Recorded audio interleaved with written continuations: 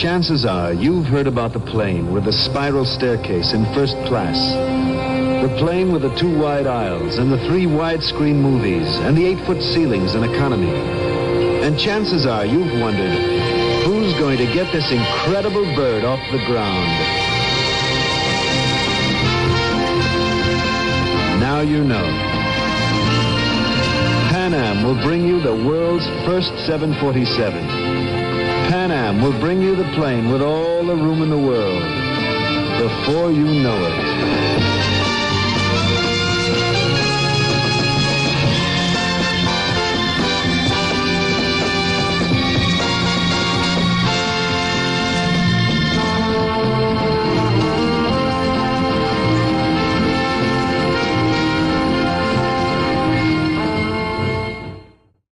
Patty, listen, a pleasure to have you here.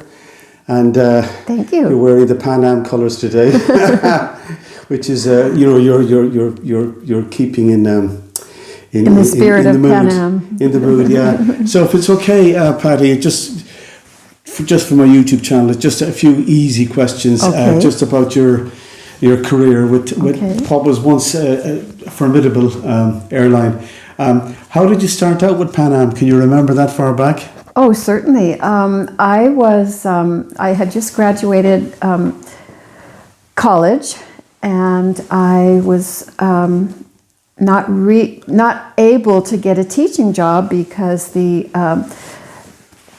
school children population had plummeted after the great boom after World War II. Right. So that meant there were not as many children coming into the school system, and so they were laying off teachers. So I'm looking for something else. Okay. And I saw an ad for TWA and one for Pan Am. Mm-hmm. Well, I already knew about Pan Am and had heard and read about them, so that to me was like the ultimate airline. Mm-hmm. And so I applied for an interview. I got the interview. I had to fly to Seattle for the interview. And where were you living at the time? I was in Caldwell, Idaho, because I went to school in Idaho and had finished my 4-year degree. Yeah. And so I flew up to Seattle and had the interview. And within a week, I had gotten my letter of approval to come to the airlines. Wow. if I wanted. And I mean, I just flew with it. I was just excited and so thrilled. My background is Swiss and Italian, so I had always wanted to visit Switzerland and Italy anyway, and so I was working on my Italian at that point. Okay. My minor in college was French, so I was working on that as well. And you had to have at least one foreign language to go to be a Pan Am flight attendant. So you fitted the bill. I did. That's fantastic. Yeah, so that's how it started, because I couldn't get a teaching job. Yeah. It's funny the way life works out. It is. And just tell me, what year was this? How far back are we going? This was 1973. 1973, yeah. June of 1973. I remember 1973. I remember the oil crisis. There was something going on in the Middle East. That was mid 70s, yes. Yeah, because I remember my dad getting petrol here and gas, as you guys call it. Yes, and it was rationed. For it. Yes. Everything was rationed, yeah. Right. So it started in 73. So were Pan Am still flying 707s and DC-8s? Or was 727s, 707s, and 747s when I went to Pan Am. Okay, the DC-8s. I never was on a DC airplane. Okay, yeah. Because I think they were one of the few airlines to mix 707s and DC-8s. They were, but not in my time. Not in your time. Not in your time. Or at least not where I was based. Yeah. I was based in New York City. And what sort of routes were common for you? Oh, the route system out of New York was the best. Yeah. And so it would be all over Europe, South America, the capitals, South Africa, India. Wow. Iran, Turkey. It was pretty pervasive. And over the poles to Japan, wow. to Tokyo. God, you've seen the whole lot. Yes. You've seen the whole lot. Just looking back on it, so you started in 1973. Mm-hmm. When did you, as a stewardess with the airline, who was in the know. When did you sense that things were starting to change with Pan Am? So 1973. Well, they were very anxious to have, and we didn't have a domestic route system. It was only international. So they were very keen to get that. And unfortunately, they bought National Airlines. Yes, they did. Yeah. And the next year, the airlines in the U.S. deregulated, so they could have gotten National for nothing. For nothing the instead following year. Instead of paying Yeah. so much to Yeah. attain them the previous year. So that was another mishap on their part. Yeah, I always got the impression that it was deregulation was the big thing. Well, Welcome to the real world, I suppose. yes, I think that things were starting to, be a problem for Pan Am because they didn't have a domestic route system and then paid so much money for that when they didn't need to. And, things like that along the way. And when you were a flight attendant with Pan Am, were you did you work in the business class, first class, or were you back in the aircraft? All over? three, yes. Mhm. Yeah, because the service was pretty much legendary, wasn't it? It was. At the time, we were the tops in the service. Yeah. I mean, we had roast beef, And they cut it. and sliced it in front of the passengers, and the fish was so fresh. I just, it was remarkable. Yeah. And I just know that it was tremendous. Did you ever meet any major celebrities? Canopies. Oh, many. Go on, tell us. Yes. Yeah. Oh, many. Oh, gosh. Sophia Loren, who was so gracious, and she spoke to me in Italian. Oh, cool, yeah. And when I was in honeymoon, we passed her house on a boat trip. oh, really? Sophie Loren, yeah. Oh, my I'll tell you this goodness. little story. She didn't like the Italian government. She wasn't too keen on paying taxes. Yes. So okay, apart from I'm not Sophia, surprised. apart from Sophia, she sounds like she was nice to you. Who else did you meet? Well, let's see. A lot of TV actors were on. I mean, I couldn't even begin to think who they are now. There was always somebody. Billy Joel, the musician. Big fan of him. Bob Hope one time. That was interesting. He was just the way he is on camera. Right. In person. Deadpan. Yeah. He was really interesting. Because here, you probably know something of the Shannon history anyway.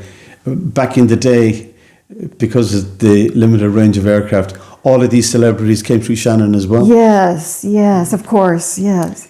It was kind of almost by default. Were you with Pan Am at the time of the Lockerbie disaster? Yes. What was the? I'll ask a stupid question. What was the mood like within the airline at the time? Terrible. Yeah. We've been having, economic difficulties for years, and we just felt like this might just be the nail in the coffin. Bridge too far. Mm-hmm. I remember at the time I was I was working with an aircraft leasing company, and we were having our Christmas dinner in a place called Jury's Hotel in Limerick. Oh, at the Jury's, time. yes. I always remember that. We used to stay at Jury's, yes. Yeah, I was there, and I thought that's not good for the airline. That's not going to end well. And they sold their intercontinental hotels. They began of course, selling the off intercontinental parts. hotels. Yeah, yeah. I had a glass of wine in an intercontinental hotel once, and it was in the city of Porto in Portugal. Oh, yes. Actually met Americans there, and it was something else. It was absolutely beautiful, and you get a kind of a feel to how glamorous it would have been back then when the airline was attached to it. And, it was. We would stay in intercontinental hotels wherever we went, where there was an intercontinental hotel. So that in itself was a luxury. Yeah. So you're the first Pan Am stewardess I've ever spoken to. Oh, really? Yeah. Oh, yeah. This is a red letter day for me. Or should I say goodness. a blue letter? Oh my goodness! And of course, the other. There are many of us around. No, I know that you're going to love the Flying Boat Museum because it's so Pan Am centric down below. You love it, and you get on board the Boeing 3344, the Yankee Clipper, and you experience that. But through my book, The Falling Stars, which is, as I said earlier on, is coming out in a 2027 edition. It has to because of the updates that have happened this year. There is a special Pan Am connection with Captain Frank Jekyll, who was lost that night in 1948 in Shannon, and his family were here. His daughter and granddaughter. Really? Yeah, they came over once they heard about the book. They came over here, and very sadly, I interviewed the two ladies in Ennis the first time I met them. The second time, Captain Jekyll's daughter had died, and so it was the granddaughter that came over, and it's up my YouTube. I'll put the links on this video to Lisa's interview with me, and she brought over a trove of family photographs of Captain Jekyll, and he was a real true blue Pan Am guy. He was never in the military. He was always with Pan Am during the war. Yeah, and they just excuse me. They don't make airlines like that anymore, do they? With my cold. Yeah, I'm just over a dose of COVID myself. So I'm almost on the right side of it. So I think we'll leave it at that. I want to thank you again so much for coming over. Well, I don't know how much I could really tell you that you wouldn't already know. You seem to be fairly, resourceful yourself with information. A little bit. So once I edit this little film and get the sound going with it, I'll put some very nice Pan Am overlays. So as you're hearing your own voice, you'll see some nice Pan Am images to remind you. Oh my gosh, how interesting! Remind you of your past, but okay. Maybe it's the Irish weather that's giving you this cold. Martin and I both came down with the cold. Okay. We're still enjoying ourselves. That's the main thing. And this is amazing. So, Paddy, listen, thanks ever so much. You're a lovely lady, and I'm so pleased you're wearing blue today. Oh, well, I did it on purpose, actually. And what I'll do is, in a moment, I'll sneak a little photograph of you, if you don't mind, right? And through the magic of AI, I'll put you back in your uniform. Oh, that sounds interesting. Really? Yeah. Wow. We can do these things now. Yeah. So. That is really clever. I might even put a 747 behind you. Wow, the things you can do. Yeah. Oh, just out of curiosity, have you got any old photographs of you from the day? Not with me. Not with you, okay. But I could certainly send you one if you'd like.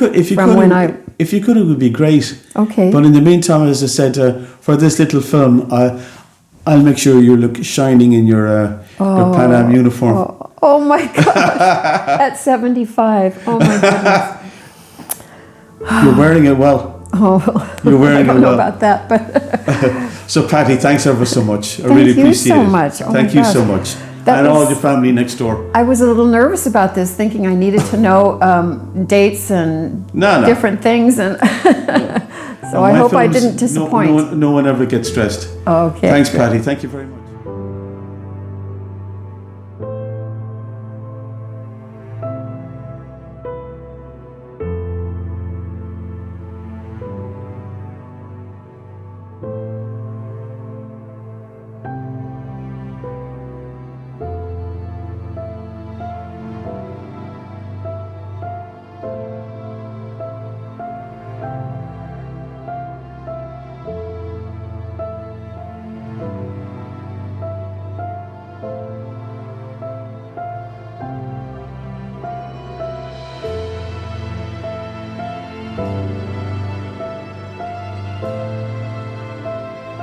Bye.